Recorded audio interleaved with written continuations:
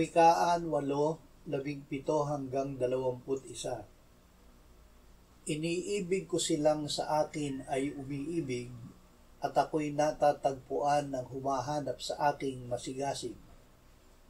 Nasa akin ang mga kayamanan at dangal, ang kayamanan at kasaganaang tumatagal.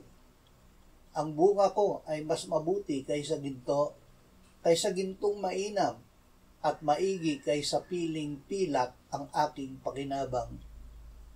Lumalakad ako sa daan ng katuwiran, sa mga landas ng katarungan, upang aking bigyan ng yaman ang sa akin nagmamahal, at upang aking mapuno ang kanilang kabangyaman.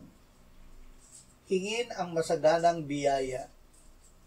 Sinabi ng Panginoong Hesus, huwag mabagabag ang inyong puso. Sumampalataya kayo sa Diyos, sumampalataya rin naman kayo sa akin. Kung walang pananampalataya ay hindi maaaring kalugdan ng Diyos, sapagkat ang sino mang lumalapit sa Kanya ay dapat sumampalatayang may Diyos, at siya ang tagapagbigay gantimpala sa mga masigasig na humahanap sa Kanya.